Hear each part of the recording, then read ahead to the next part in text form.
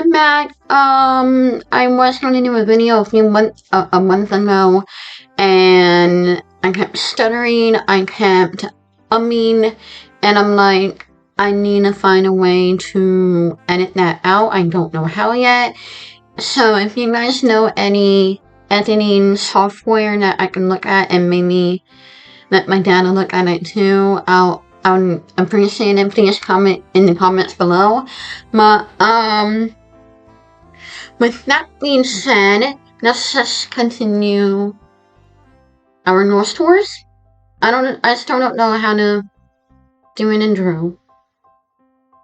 Man, I need to get this down. Anyway. Circus Las Vegas is a hotel and casino located on the northern Las Vegas Strip in Winchester, Nevada. It is owned by and operated by Phil Ruffian.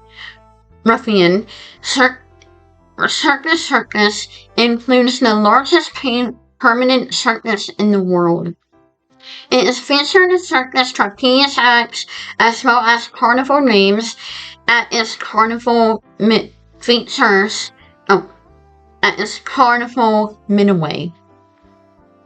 The resort also includes the Adventurous Dome, an indoor amusement park, and Circus was originally owned by J. Sarno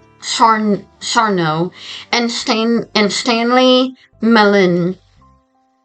It opened without a hotel on October 18th, 1968. It included a casino on its first floor, while the second floor contains a carnival games for children. Circus was among the first family-oriented casino in Las Vegas. It struggled financially during its early years in the past, in part because of its lack of hotel. A 15-story tower with 409 rooms, it was added in 1972. Sanero and Malin were some successfully investigated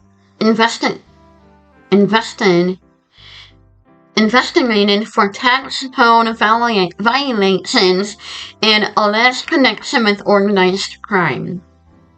In 1974, the casino was left to Bill Burnett and William Pennington, taking over operations from Sanero and Millen.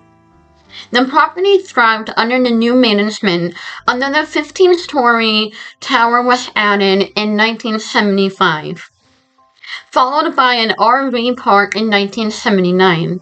A year later, Circus added a series of motel structures, increasing the total count to 1,610. Bennett and Pennington eventually purchased Circus in 1983. And the 35-story tower was completed 3 years later. The casino contained 123,928 square feet, which is now 11,513.3 millimeters too. While the hotel has 3,767 rooms, the Circus property also includes a slot of fun casino, which Sanero opened in 1971. The resort was owned through Circus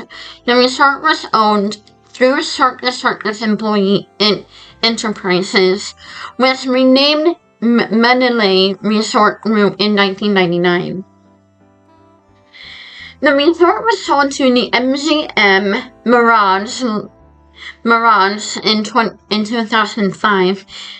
MGM intended to renovate and expand Circus, but canceled such plans aimed the Great Recession. 50 years after opening, Circus remained popular among families. 50 In 2019, MGM sold the Circus to Las Vegas casino owner Phil Wuffian. At the time, the resort included only the RV park and the Las Vegas Strip. Circus was originally owned by Saints Nero and Stanley Mullen. Explaining that the casino's double name, Nero said, At first I planned a Roman circus muffet, but changed my mind and decided to build a circus like where we are all familiar with. Instead of Roman circus, it is a circus.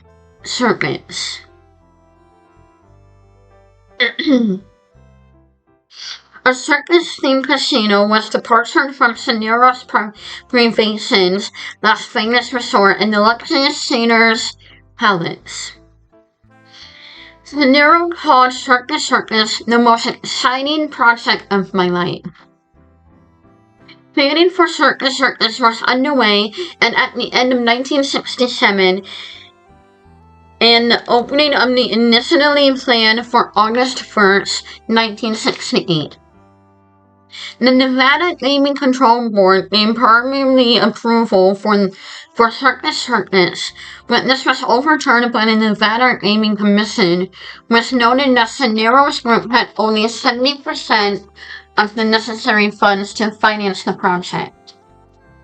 Approval was granted after $1.1 million loan was provided by relatives of Kurt Penorian.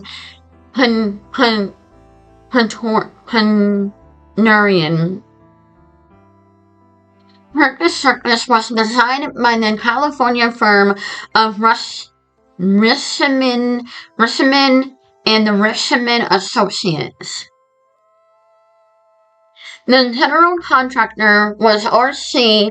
Johnson and Associates from the Riviera Resort. On the property next to the West Torn Ho Motel, and Ho as an H-O, so don't yell at me. The opening was eventually delayed on October 1st, 1968. The Circus owners had $4.2 million to cover the construction costs, and the R.C. Johnson estimated the project to cost $3.9 million. However, work has been up during the final month to make the casino open sooner, resulting in higher construction costs. The casino included a circus tent structure made of steel and concrete. The tent-shaped roof reached 90 feet in the air and was made of the plexiglass material, which was painted white and hot pink.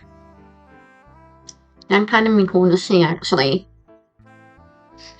This $15 million Circus ultimately opened on the night of October 18th, 1968. Can't read.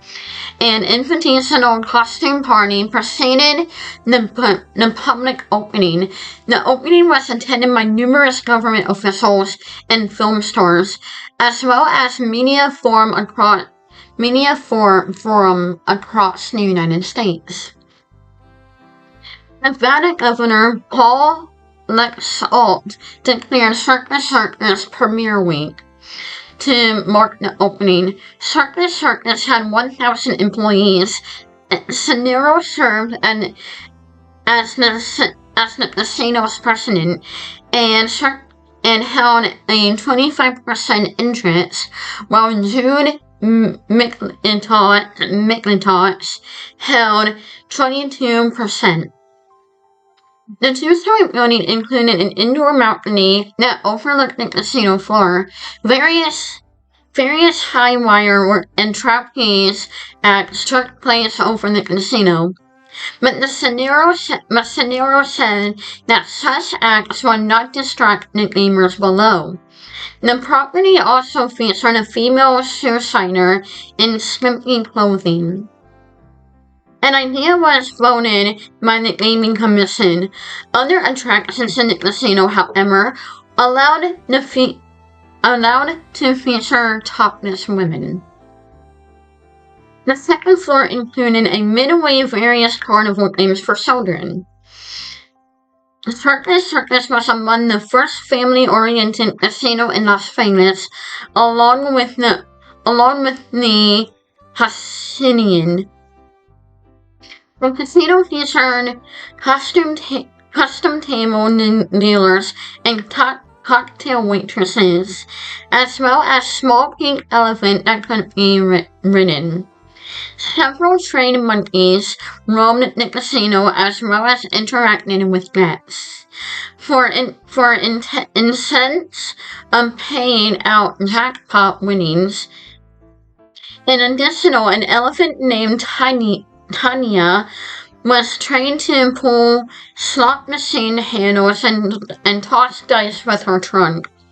According to some accounts, a short-lived public stunt involved a baby elephant that were transported around the casino via an overhead tram. The illusion that they were flying. The property also included a all-you-can-eat dessert experience known as the Diet Buster. Yeah, I'm gonna probably be over there eating. Circus attracted 26,000 people within the first 8 hours of opening. However, it struggled with financial problems during its early years. It was a circus-themed casino. Gamblers were put off by many distractions, including the trapeze artists and other performers. Howard Hughes, who owned several Las Vegas casinos, believed that the circus did not fit in with the upscale resorts on the casino Las Vegas strips. Malin later said Circus was ahead of its time, and acknowledged that it was not well received in its early years. By the end of 1968, Circus was owned more than $1 million in construction debt, which led the rumors about its finances. Casino management stated that it was performing satisfactorily and the debt was a result of a certain construction work being disputed. Due to concerns about whether such work has ever been authorized, Circus alleged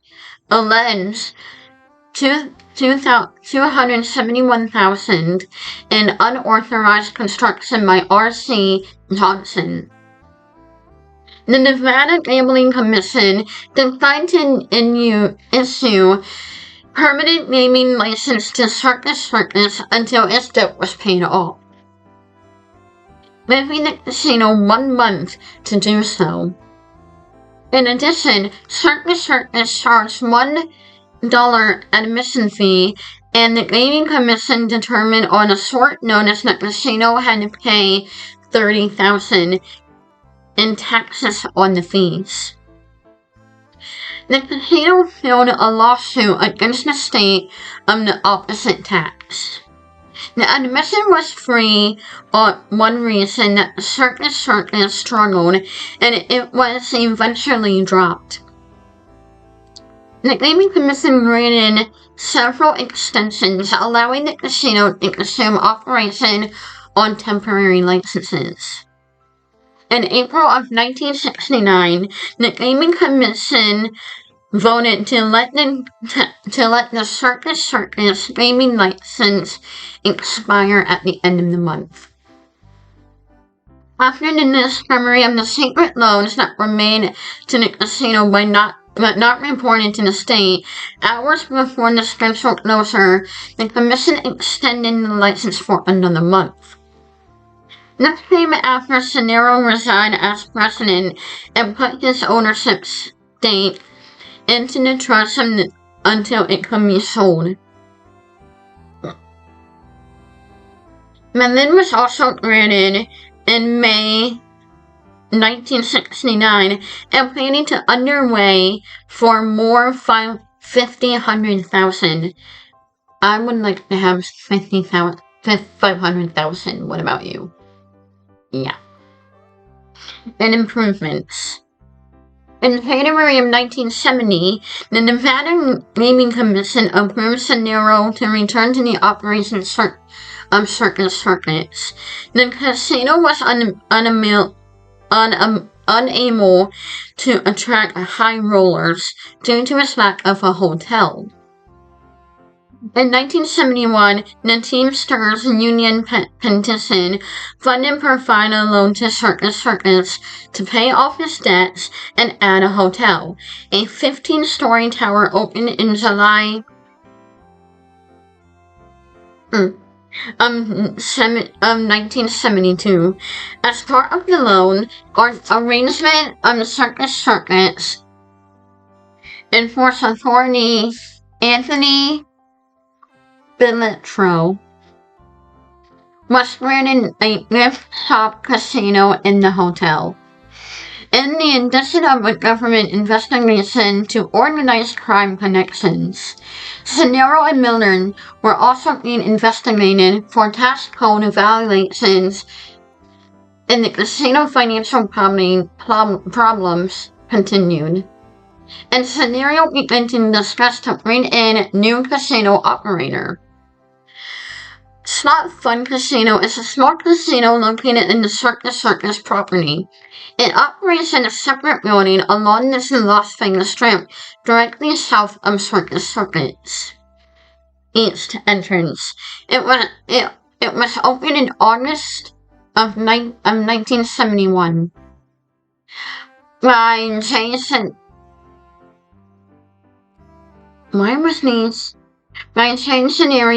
Cenero replacing a merry-go-round. In 1974, management of the casino was Ross W. Miller, a former Circus executive. Miller reported to me leasing the premise from the Teamster Union, which had provided some of the financial to develop Circus.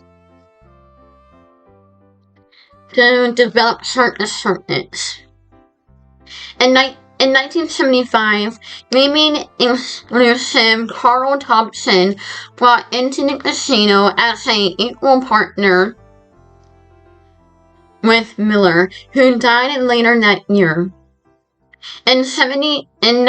In 1979, however, Thomas was exposed to being involved in casino scheming operation on behalf of Kansas City mob.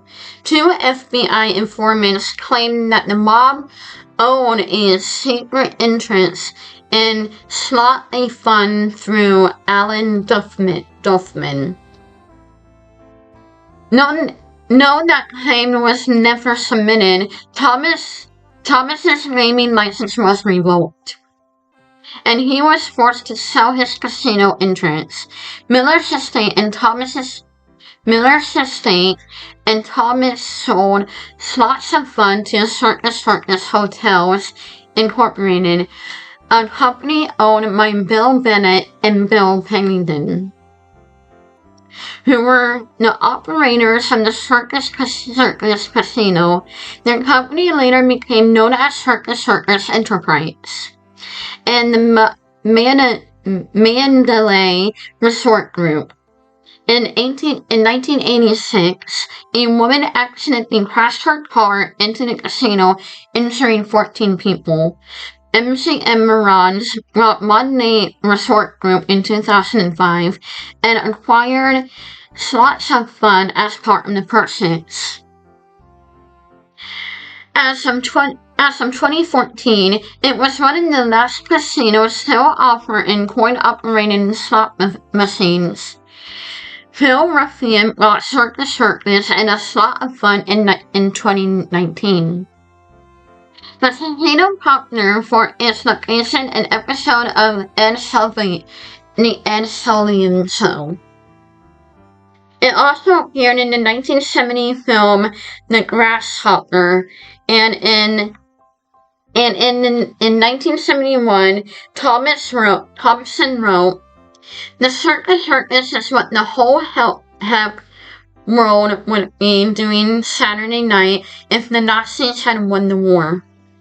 This is the sixth say that the ground floor is rambling for the tails and the other casinos, but the place is about 4 stories high in the style of a circus tent, and on the manner of a strange country fair, polished carnival madness is going on up in the space."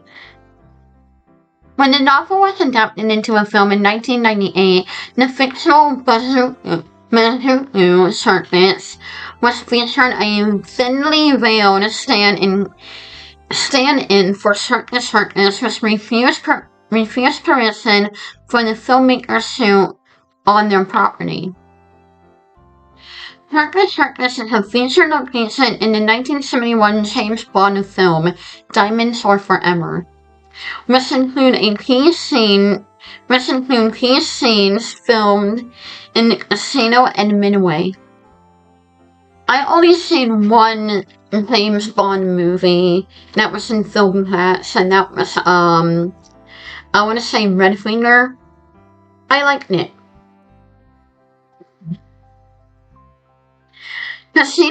Scenario himself had a cameo in the film, and Tanya the elephant is shown doing her slot machine playing tricks. A year later, Circus appeared in the episode of Bandit titled A Million the Hardaway. It also made an appearance in several other films of the 1970s, including Las Vegas Lady Dimension Alleyway and The Corvette Summer. The 1999 film Baby Genius was partially shot at the Adventure Dome, which stood in the fictional Jolly World theme park.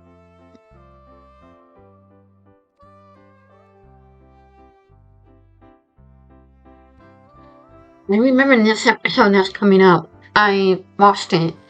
Circus also appeared in a 1998 Kingdom of the Hill episode, Next of Sin, as Hank, Dale, and Bill search for Hank's father Cotton in Las Vegas. Now, I remember that episode was gold.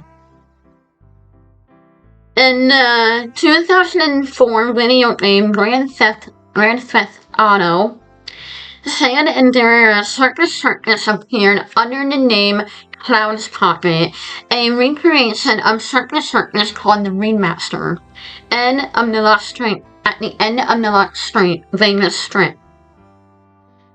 A robbery occurred at the Circus in 1993 when Heather Holliff, a driver from an armored truck, drove away with $3 million, which was in the process of being distributed to the ATMs.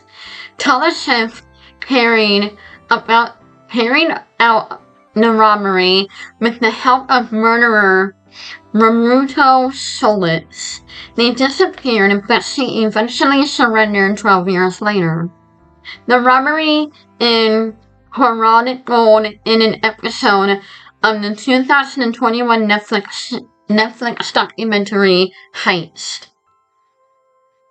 Circus may be a site for fun and amusement, but it also had a site for hauntings and even some unfortunate events.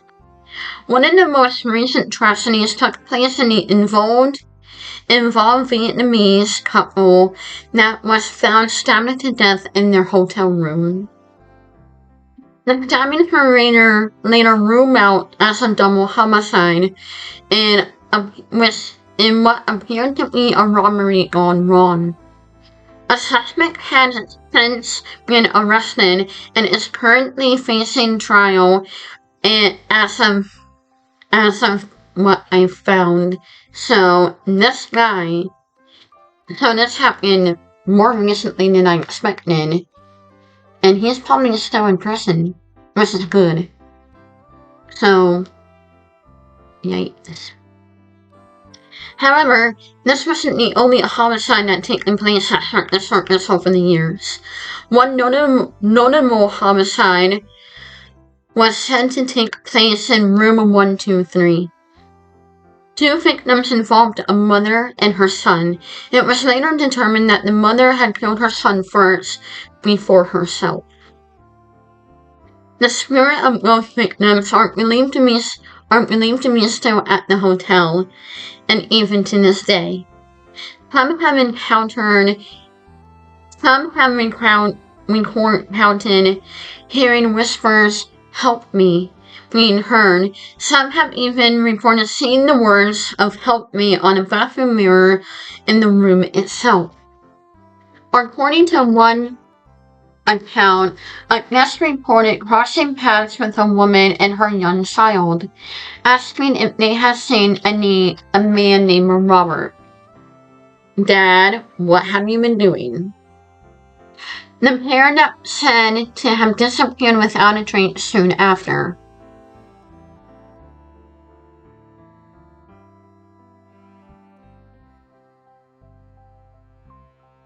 What the hell? I wish I could make this so I can take up, and look around my corner because I swear I saw something. Could have been my makeup on my eyelash, but that was weird. It could have been assumed that Robert had been the father of the child that was killed. Those who have stayed in room 123 have also heard furniture being moved around and even sightings of a little boy that were reported in the halls outside the room. The information surrounding the alleged murder-suicide is unknown of when it happened, and some may have dismissed it as some kind of urban legend. With the recounts of some paranormal activities by previous guests of Circus are often interesting to hear. And some people ask, is it worth going? There's a double yes in that answer. If you're looking for an affordable place to stay, if you're into many reasons from the people that are up for paranormal adventures. However, if you cannot see them to find any normal paranormal activity at Circus itself, it is not the end of the world. There are many places you can check out where reported accounts of paranormal activities have taken place. Like other cities in the country, Las Vegas is never in any sort of supply of haunted places to check out. Now, if you're up for an adventure in Sin City, literally the name in Las Vegas, and has been Hotel Main City, you should check out some of the other places that are supposedly haunted in Las Vegas. And if you need a place to crash, perhaps encounter with some of the guests you have some that have somehow overstayed their welcome. Then this might be the place where you want to book your room, but who says staying in a haunted hotel isn't fun? I would love to stay at a haunted hotel. And the hotels that I'm staying at in Gettysburg, I think are, even if they're not exploded, haunted, because of the stuff that happened in Gettysburg. Death everywhere, bodies everywhere. Hell, bodies under the hotel. I mean, the hotel I stayed at was not there during the war. But circuits. I would love to go to Nevada, Las Vegas, Nevada. Also, like to go to Zach Bagans Museum and hopefully one day meet Zach Bagans. But anyway, thank you guys for watching my channel and video. Please remember to like, comment, and subscribe. And as always, I am Haunted Girl, and I'll spook you later. And the paranormal is my playground. And until next time, pleasant dreams.